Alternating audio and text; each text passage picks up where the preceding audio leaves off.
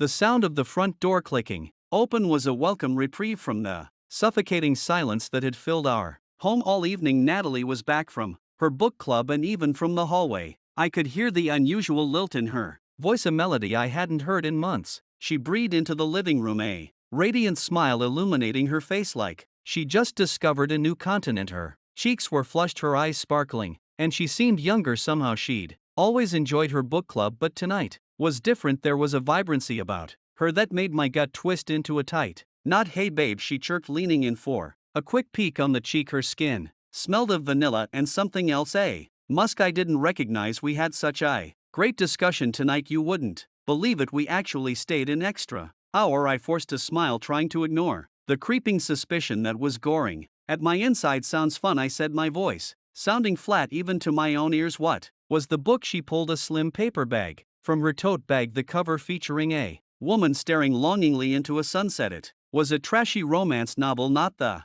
intellectual stuff she usually devoured. "Oh, it's a light read, just a bit of escapism, you know," she said, placing it on the coffee table. "Don't bother with it, though, it's really not your thing." She then flitted off to the kitchen, humming a tune, leaving me alone with the book and the unsettling feeling that had been settling in my chest as if drawn by some invisible force. I reached for the book, the cheap paper cover feeling flimsy in my hand. I flipped it open, expecting to find her usual annotations, her thoughts scrolled in the margins. Instead, I found something else entirely, a folded piece of paper tucked between the pages. My hands trembled as I unfolded it. It wasn't a note about the book, it was a letter, the kind filled with whispered promises and illicit desires. Every line dripped with a passion that had been abs from our marriage for what felt like an eternity. "My dearest Natalie," it began, the handwriting unmistakably masculine. "The thought of you tonight kept me from sleeping. Your laughter, the way you looked at me, I can't wait for our next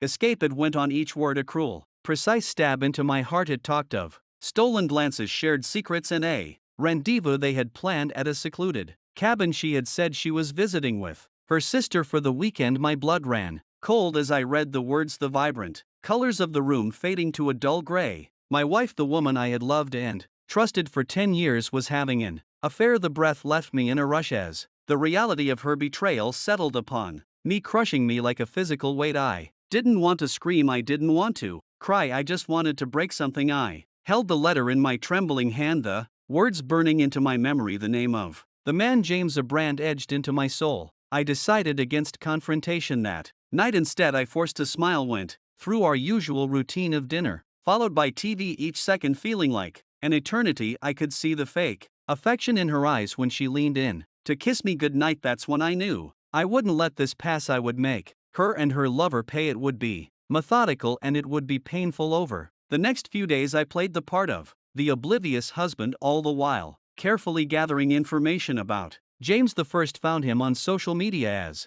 smug-looking man in his late 30s with a practiced charm. He was an architect, his online profiles dripping with success and ambition. I found his office building, his home, the places he frequented, and I learned his routine. The more I found out, the colder my rage became. It wasn't a boiling anger, but a chilling, methodical one. It was calculating. I also found the cabin address that had been mentioned in the letter. I spent the next weekend working overtime, while in reality I spent my time packing, preparing for a confrontation. I bought a cheap GoPro camera to gather all the details I needed for later. My plan was taking shape. It was a masterpiece of revenge, carefully constructed, meticulously timed. I drove to the cabin on the following Friday afternoon, arriving well before Natalie and James. I let myself in with a key I had procured from Natalie's purse while she had been asleep. The cabin was rustic, secluded, and frankly pathetic. It was no wonder she had been so happy. It was probably the only attention she had received in months. I set up my hidden cameras and waited. They arrived late, around 10 p.m.,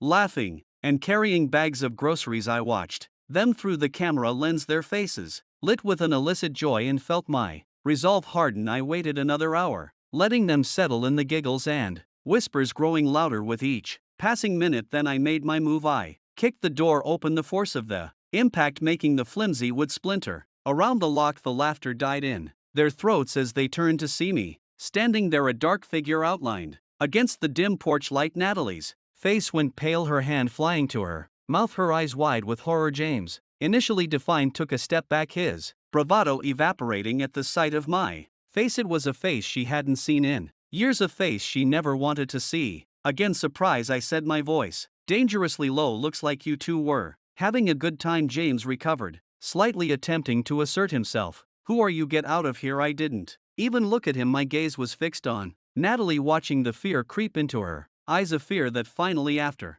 everything was directed at me, I walked towards her, each step deliberate. I just wanted to have a chat with you, I said, my voice still dangerously low. About the book club. I then pulled the letter out of my pocket and waved it in front of her face. She gasped, but I didn't stop. I dropped it at her feet. Then I turned to James. And you architect man, you've been building things that don't belong to you. He tried to act tough, but I could see the fear in his eyes. Listen man, this is between us. She wasn't happy, so she found someone who was actually capable of making her happy. That's when I moved. I launched myself at him with a force born of betrayal and simmering rage. He was taller, but I was fueled by an anger that turned my punches into sledgehammers. I hit him hard and fast, a brutal flurry of blows that sent him staggering backwards, crashing into a table, sending it toppling over glasses.